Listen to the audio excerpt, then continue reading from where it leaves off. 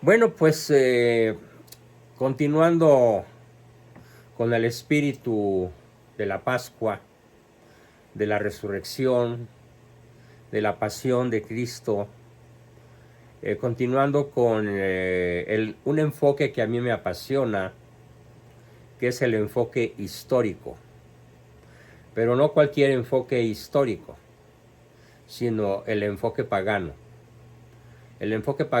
y el enfoque judío. Si tú quieres saber realmente cómo fue un personaje, pues es bueno consultar a los amigos, claro, a los parientes cercanos, al cónyuge, a los hijos, hermanos, etc. Sin embargo, hay una mejor manera de consultar la realidad histórica sobre cualquier persona que haya pisado la tierra. Y esto es interrogar a sus adversarios, interrogar a sus enemigos. ¿Qué nos dicen los detractores? ¿Qué nos dicen los que lo odiaron? Los que lo calumniaron y que incluso, como en el caso de Cristo, lo crucificaron. Entonces, en esta sesión, continuando con el conocimiento de nuestro Redentor, ¿y por qué continuar con el conocimiento? Bueno, porque, como diría nada menos que el Papa Ratzinger, ¿sí?, la vía regia para el conocimiento de Dios, ¿sí?, es la razón. Entonces, desde este punto de vista, el conocimiento de la realidad histórica de nuestro Dios, de nuestro único y verdadero Dios, nuestro Señor Jesucristo, lo planteo en términos de acrecentar nuestra fe. Como dice sabiamente la Iglesia, en latín primero y luego lo traduzco: intelligo ut credo, credo ut intelligo. Traducción de esta doble expresión latina es: creo para entender y entiendo para creer. Entonces, no basta con la fe. Para un adulto en el siglo XXI, rodeado de adversarios, rodeado de personas que a la primera de cambio, y a ustedes les consta, son capaces de burlarse de nuestras convicciones, atacarnos en la base misma, en la raíz de nuestra fe, pues no basta, no basta decir tengo mucha fe y ya, sino que para poder estar combatiendo, para poder estar en actitud de combate en un mundo verdaderamente hostil, como probablemente nunca en la historia de la humanidad se ha presentado, vale la pena conocer al adversario. Es decir, ¿qué dicen los historiadores no católicos, los historiadores no cristianos sobre Cristo? Para eso vamos a revisar un material que estuve preparando a lo largo del día, y material del cual yo mismo me llevé varias sorpresas, porque hay ciertos nombres que yo desconocía, ciertos descubrimientos que se hicieron y que voy a compartir con ustedes. Para empezar, lo más llamativo de esta cuestión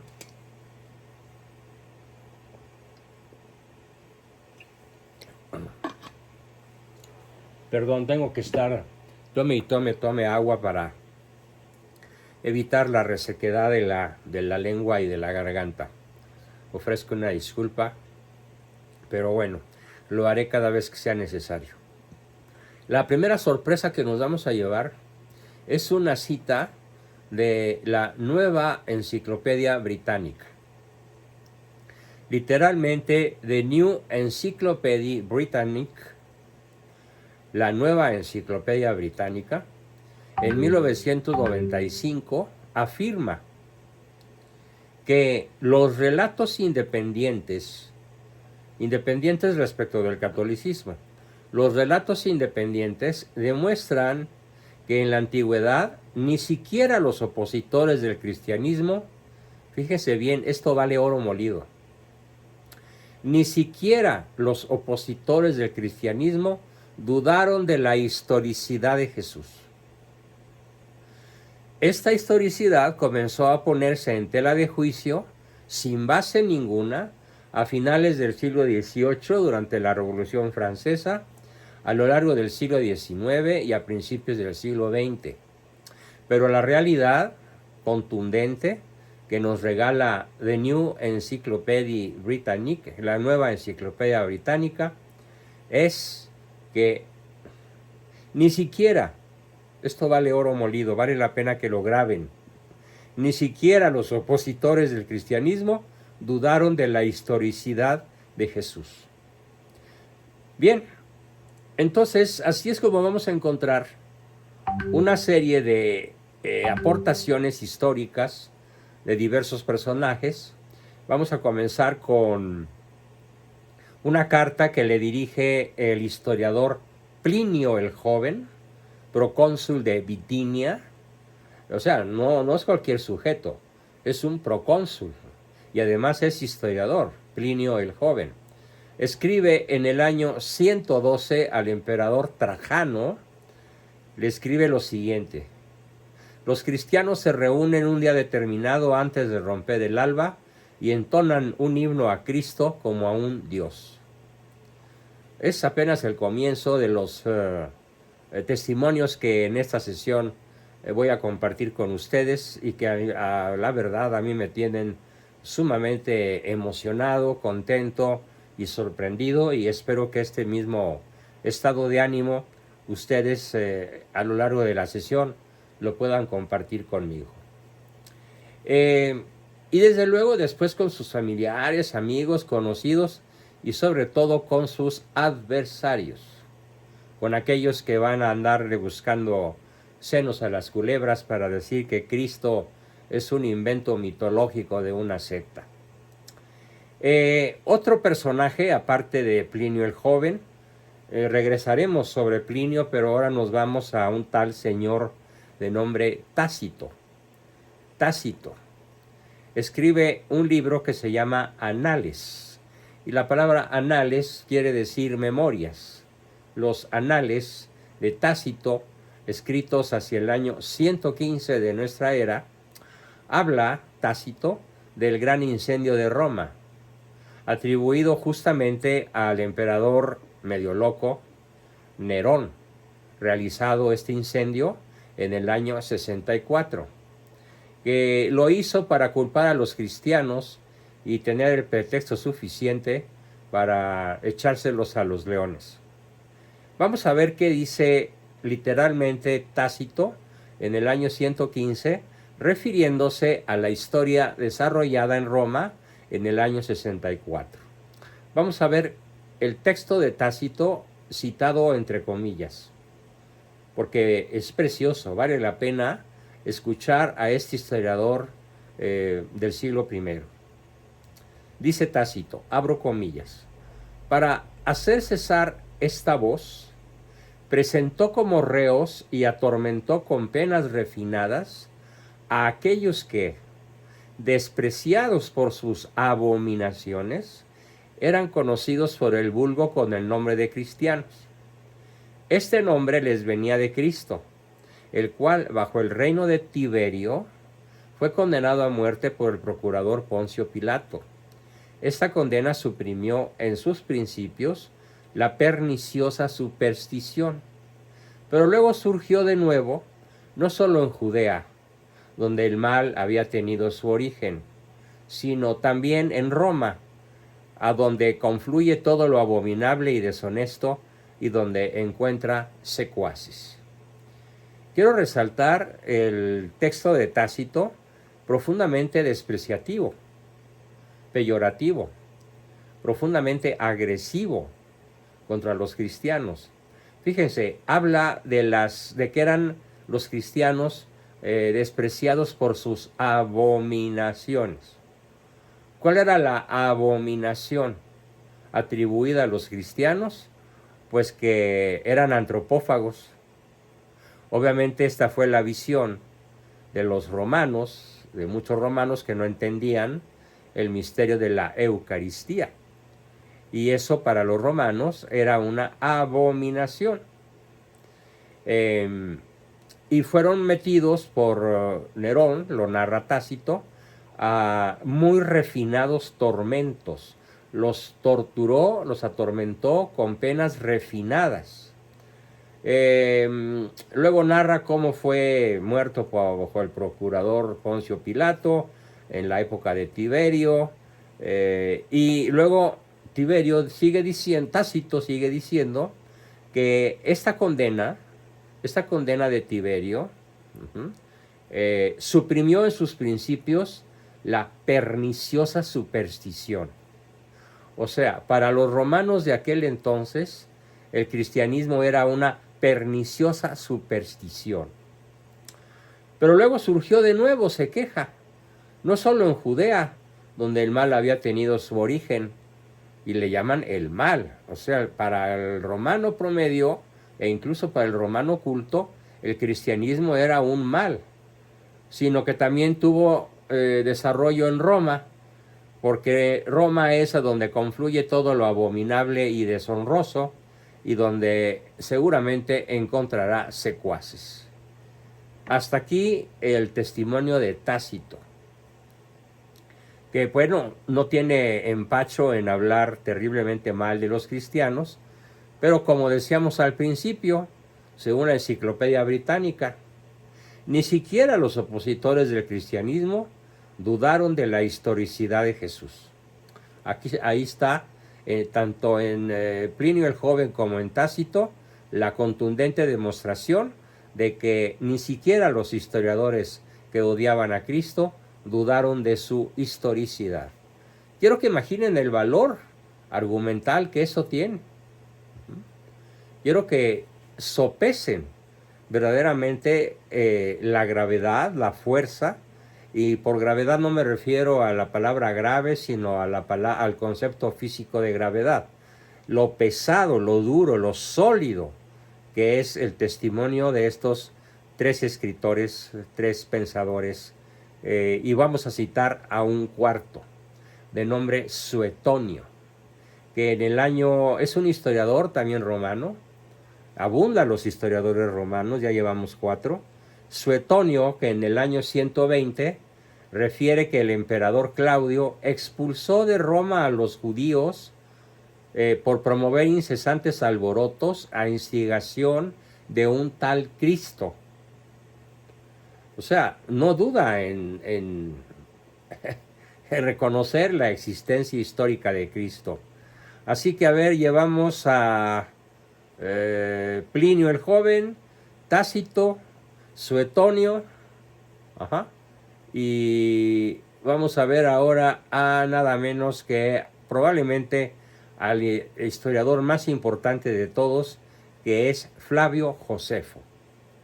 Flavio Josefo. Flavio Josefo, historiador judío, ya no es romano, es judío. En su libro Antigüedades Judías, escritas hacia el año 93 y 94 de nuestra era, refiere que, cito comillas, el sumo sacerdote Anano acusó de transgredir la ley al hermano, entre comillas, de Jesús, que es llamado el Cristo. Este hermano, por nombre Santiago, y también a algunos otros, haciéndoles lapidar. Esto lo narra en su libro Antiquitates, capítulo 20, versículos del 9, capítulo 9 y versículos número 9 y 1 del siguiente capítulo. Más explícito es otro pasaje, también de Flavio Josefo. Dice Flavio Josefo: por aquel mismo tiempo apareció Jesús. Quiero que vean cómo lo describe. Hombre sabio, si es lícito llamarle hombre, pues hizo cosas maravillosas. Fue el maestro de los hombres que anhelan la verdad, atrayendo hacia sí a muchos judíos y a muchos gentiles. Él era el Cristo, y como Pilato le hiciera crucificar por acusaciones de las primeras figuras de nuestro pueblo, No por eso dejaron de amarle los que le habían amado antes, pues él se les apareció resucitado al tercer día, y después que los divinos profetas habían predicho de él estas cosas y otros muchos prodigios sobre su persona. Hasta hoy dura la estirpe de los cristianos que tomaron de él su nombre. Lo escribe en su mismo libro de Antigüedades Judías, capítulo 18.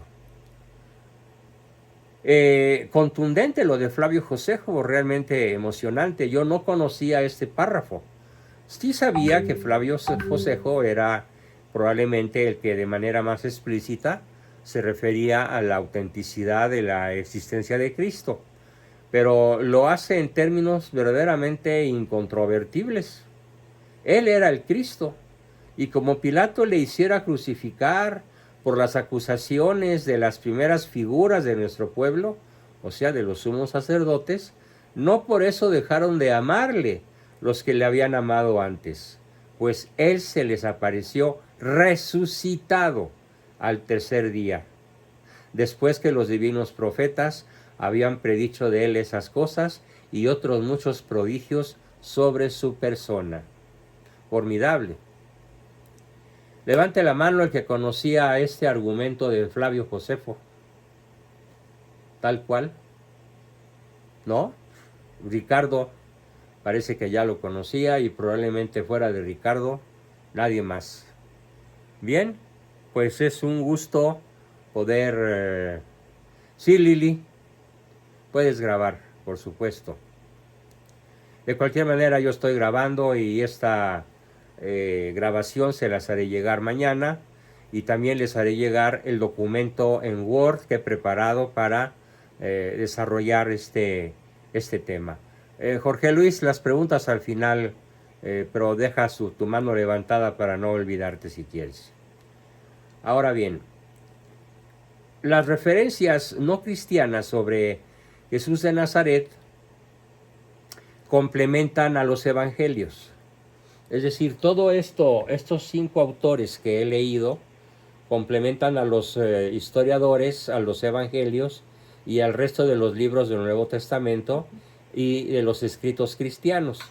Y se puede decir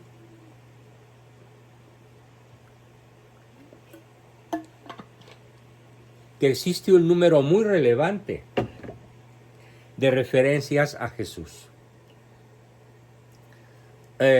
La alusión directa más antigua, no cristiana, a Jesús, se encuentra pues en la obra de Flavio Josefo, Antigüedades Judías, es su libro, escrita hacia los años 93 y 94, más de medio siglo después de la muerte de Jesús. Todavía en el siglo II las menciones son pocas. Ninguna de ellas aporta información sustancial para conocer la vida o el mensaje de Jesús de Nazaret, pero sí sirven para documentar su existencia histórica. Mucha información, esto es muy importante, muchísima información se perdió durante la prohibición del cristianismo primitivo y durante el incendio de Jerusalén. Bueno, no solamente fue incendio. Recuerden que en el año 70, las tropas del emperador Vespasiano y de su generalísimo de todos los ejércitos, Tito, sitió Jerusalén y se cumplió la profecía de Cristo. No quedó piedra sobre piedra de la gran ciudad. Fue arrasada por el ejército romano. Claro, estamos hablando de probablemente un ejército que en su momento culminante muy bien pudo haber llegado a ser de 200,000 soldados. Y con aquella formidable disciplina romana que pues ha pasado a la historia como prototipo de valor, fuerza, resistencia, acometividad, capacidad de combate, etcétera, pues el pueblo judío lo único que pudo hacer fue salir despavorido, huyendo de Jerusalén. Los pocos sobrevivientes se quedaron e irse a refugiar a una colina de unos 400 metros de elevación sobre el nivel del mar, y en esa colina se refugiaron, y también allí fueron perseguidos por los romanos, esa colina se llama Masada. De hecho, hay una película muy famosa con el nombre de Masada, que refiere con pelos y señales cómo el ejército romano también puso sitio a Masada para exterminar a los pocos defensores que allí quedaban. Bueno, imagínense la cantidad de documentos, la cantidad de libros, la cantidad de testimonios que se perdieron en estas dos masacres, porque los judíos eran muy partidarios de llevar con ellos sus libros, sus anales, sus memorias, sus documentos, incluso muchos de ellos usaban lo que se llamaba filacterias, que era que en las largas vestiduras que utilizaban, en unos cintos especiales como en forma de estola, ahí se grababan los sucesos que más querían rememorar, y pues todo ello se perdió porque murieron incendiados, quemados, descuartizados, hechos pedazos. Roma tenía un especial odio hacia la cultura judía porque pues tenían ya muchísimo tiempo de ser rebeldes. Además, pues no es que yo diga que los judíos se lo buscaron, pero en cierta forma la mecánica militar tan feroz que Roma aplicó sobre Judea queda explicada por la personalidad tan insidiosa de los judíos. Por cierto, no me estoy refiriendo a que murieron todos, ¿no? Porque la gran mayoría, al sobrevenir el sitio de Jerusalén y después de la colina de Masada, se dispersaron por todo el mundo, y esta dispersión se conoce con el nombre de la diáspora o dispersión. Y esta dispersión llevó a los judíos a todas las naciones que posteriormente serían las naciones cristianas. Y ahí conspiraron, principalmente dedicados a la usura, a tal grado que se puede decir que es la diáspora la explicación inicial, histórica, de por qué el pueblo judío, concretamente el pueblo sionista, se ha dedicado a la usura y prácticamente hoy tiene en su poder el 95% de las riquezas reales del planeta. Dios sabe por qué lo permitió, pero así empezó la usura judía a lo largo y ancho del planeta Tierra. Bien, regresándonos a los textos que nos platican sobre la autenticidad histórica de nuestro Señor Jesucristo, después de esta breve digresión en la que expliqué cómo muchísima información se perdió por estas dos masacres referidas, no obstante, Jesús aparece mencionado en repetidas ocasiones en obras de escritores romanos, pues como Tácito, Suetonio, Flavio Josefo y Plinio el Joven. Vamos a ver qué nos dice. Vale la pena repetir que lo siguiente: las antigüedades judías, esto no lo he explicado, son una crónica del historiador judeo-romano Flavio Josefo, que narra la historia del pueblo judío de una manera razonablemente completa. Los intereses de Flavio Josefo, entre ellos ganar simpatía de Roma hacia los judíos, cosa que no logró, lo llevan sin embargo a minimizar las noticias que pudieran resultar desfavorables para su propósito.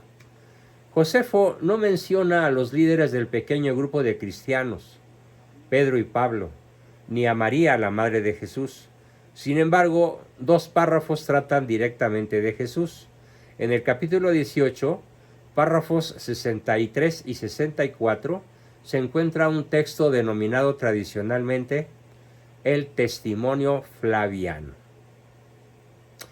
Vamos a ver la lectura del Testimonio Flaviano, vale la pena. Por aquel tiempo existió un hombre sabio llamado Jesús, si es que es lícito llamarlo hombre, porque realizó grandes milagros y fue maestro de aquellos hombres que aceptaban con placer la verdad. Atrajo a muchos judíos y a muchos gentiles, era el Cristo. Delatado por los principales de los judíos, Pilato lo condenó a la crucifixión. Aquellos que antes lo habían amado, nunca dejaron de hacerlo, porque se les apareció al tercer día resucitado. Los profetas habían anunciado este y 1000 otros hechos maravillosos acerca de él. Desde entonces hasta la actualidad existe la agrupación llamada de los cristianos. Se supone que este párrafo ha sido interpolado. Quiere decir que tiene como párrafos o notas que se meten dentro del texto. Eso quiere decir interpolado, probablemente por un lector cristiano, que añadió al manuscrito original una nota marginal, incorporada luego en el texto. La suposición se basa sobre todo en la observación de que el pasaje interrumpe el relato, que prosigue en el párrafo siguiente, y que la caracterización de Jesús está redactada en términos que solo pudo haber empleado un cristiano, especialmente por la afirmación de que Jesús era el Mesías, algo que no pudo decir nunca Josefo, quien siempre se mantuvo en la fe judía. Pero, qué interesante, vean, en el año 1972, ya pasaron 19 siglos, el profesor Shlomo Pines se pronuncia, de la Universidad Hebrea de Jerusalén, anunció su descubrimiento de un manuscrito árabe del historiador Melquita Agapio, del siglo X, en el que el pasaje de Josefo, que ya leí un par de veces, el pasaje de Josefo queda expresado de una manera apropiada para un judío, y que se corresponde de una forma tan estrecha a las anteriores proyecciones hechas por eruditos acerca de lo que Josefo habría escrito originalmente. El texto de Agapio, descubierto en 1972 apenas por un historiador sionista judío radicado en la Universidad Hebrea de Jerusalén, cosa que le da más valor que si lo hubiera hecho un cristiano. ¿Por qué? Porque estamos hablando del descubrimiento que realiza un adversario de nuestra fe, en pleno siglo XX. Y entonces este historiador judío nos platica que el texto de Agapio, descubierto en 1972, es el siguiente. Abro comillas. En ese tiempo existió un hombre de nombre Jesús. Su conducta era buena y era considerado virtuoso. Muchos judíos y gente de otras naciones se convirtieron en discípulos suyos. Los convertidos en sus discípulos no lo abandonaron. Relataron que se les había aparecido 3 días después de su crucifixión y que estaba vivo. Según esto, fue quizás el Mesías de quien los profetas habían contado maravillas. Firma Agapio, siglo X. En el capítulo 20, Agapio menciona directamente a Jesús al relatar la muerte de, entre comillas, su hermano Jacobo Santiago. Ananías, nos narra Agapio, Ananías era un sacerdote judío sin alma, un desalmado. Convocó astutamente al Sanedrín en el momento propicio, aprovechándose que el procurador Festo había fallecido, el procurador Festo romano había fallecido. El sucesor Albino, el sucesor de Festo romano, todavía no había tomado posesión. Así que, aprovechándose de toda la circunstancia, Ananías hizo que el Sanedrín juzgase a Santiago, el hermano de Jesús, claro, hermano entre comillas, llamado el Cristo, y a algunos otros, y los acusó de haber transgredido la ley y los entregó para que fueran apedreados. O sea, este historiador nos está refiriendo el martirio de Jacobo Santiago y de otros compañeros suyos, realizado apenas en el año 60 de nuestra era. Es de un valor extraordinario este documento. en el año 62, para ser más preciso.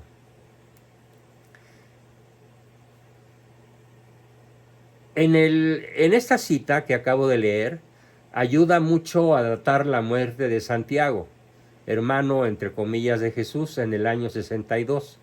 El texto del capítulo 20 es filológica e historiográficamente más consistente que el testimonio flaviano, o sea, el de Flavio Josefo. Coincide formalmente con el estilo de Josefo y es muy probable una interpolación cristiana por la falta de énfasis hagiográfico. ¿Qué quiere decir que es muy improbable una interpolación cristiana debido a la falta de énfasis hagiográfico? Una hagiografía es una biografía llena de elogios. Es excesivamente elogiosa. Eso quiere decir hagiografía. Y en el texto que acabo de citar, atribuido a Flavio Josefo y atribuido también a, déjeme revisar,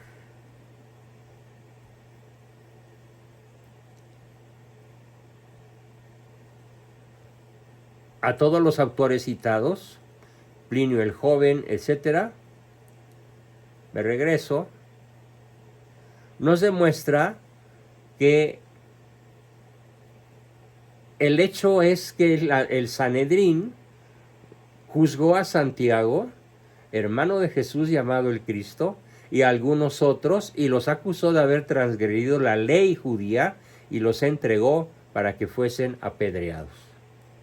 O sea, estos historiadores no pensaron jamás en que los cristianos del siglo XXI íbamos a aprovechar sus escritos para retumbantemente referir que la historicidad de Cristo es un hecho incontroversial, incontrovertible.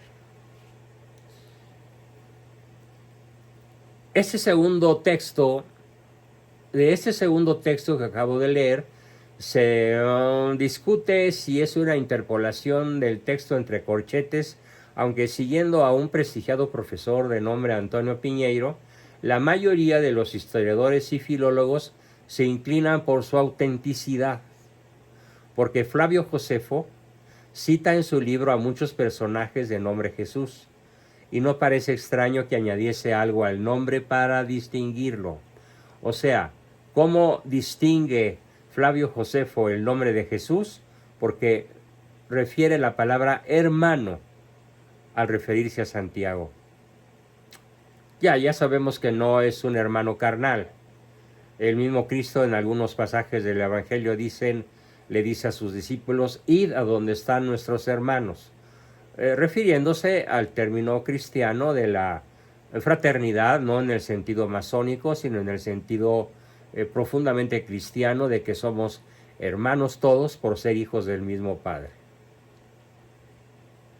En otro pasaje, en Antigüedades Judías también, Flavio Josefo hace referencia, fíjense qué interesante, hace referencia a la muerte de Juan el Bautista a manos de Herodes, pero sin mencionar la relación de San Juan Bautista con Jesús. Luego tenemos a otro historiador muy interesante, Plinio el Joven.